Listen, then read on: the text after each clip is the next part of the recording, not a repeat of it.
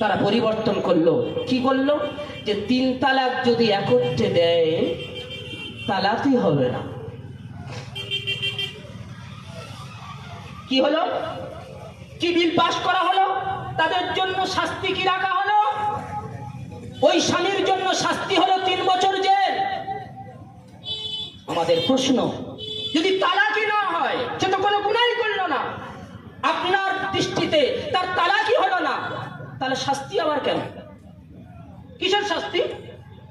শাস্তি তো তখন হবে যখন সে গুনাহ করবে, যখন তার তালাক পড়বে। আপনার রায় অনুযায়ী, আপনার ফয়সালা অনুযায়ী তার কোনো তালাকই পড়বে না। যখন তালাক নয়, শাস্তি কিসে? 3 বছরের জেল। 3 বছরের জেল খাটা অবস্থায় তাকে কি করতে হবে? স্ত্রীর খোরপোশ দিতে হবে। বা তার কাজকর্মকে তুমি সম্পূর্ণরূপে রুদ্ধ করে দিলে, বন্ধ করে দিলে, আর সে জেলে বসে বসে স্ত্রীর ঘানি টানবে। কত সুন্দর সিস্টেম দেখুন! শরীয়তের সিস্টেমের উপর হাত দেওয়া হয়েছে। আমার ভাইয়েরা, শরীয়তের সিস্টেমের বাইরে কোন সিস্টেমে কোনো কল্যাণ নেই। আবার কি বলা হচ্ছে?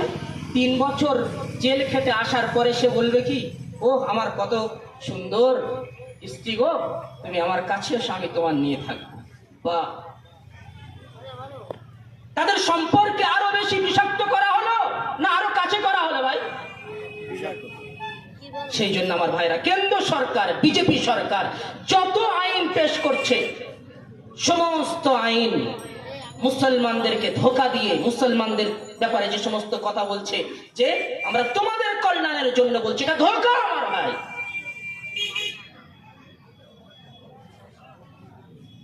নাম্বার 2, ওয়াকফ সম্পত্তি ব্যাপারে একটু কথা বলেন। ওয়াকফ সম্পত্তির ব্যাপারে ভারতবর্ষের ওয়াকফ সম্পত্তি কত জানেন? রেল এবং ফৌজ বা আর্মি সম্পত্তির পরে 3য় বৃহত্তম সম্পত্তি হলো ওয়াকফ সম্পত্তি।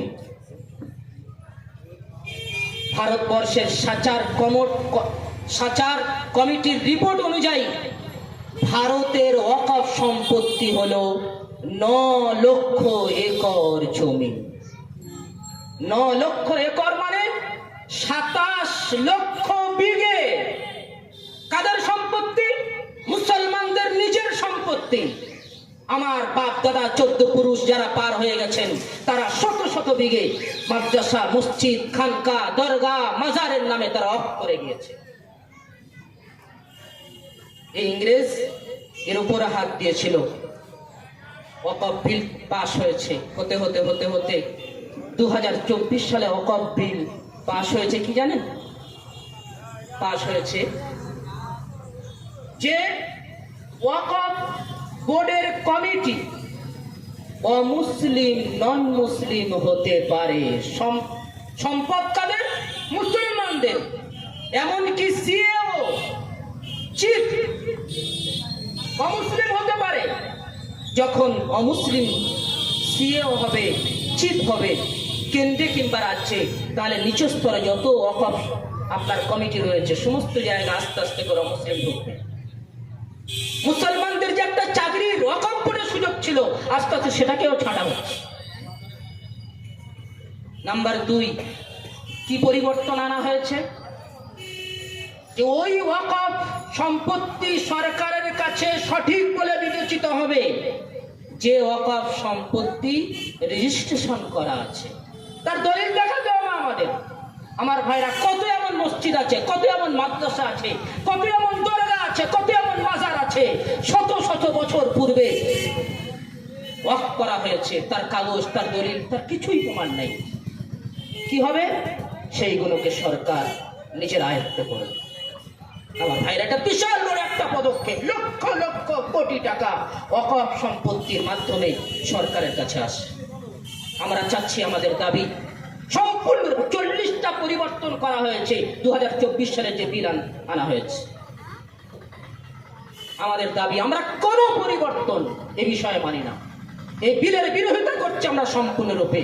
তার জন্য বিভিন্ন ইসলামিক সংগঠন রুখে দাঁড়িয়েছে। মুসলিম পার্সোনাল ল, এখন কাজ কি?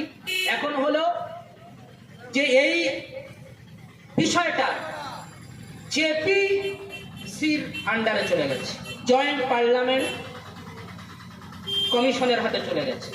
সেখানে কি চাওয়া হয়েছে জানেন? আমরা সরকারের কাছে 20 কোটি মুসলমানের সংখ্যা, 50 লক্ষ যদি মুসলমান এর বিরোধিতা করে, এই বিল অটোমেটিকলি ক্যান্সেল হয়ে যাবে। আমাদের করণীয় কি শুনে নেন।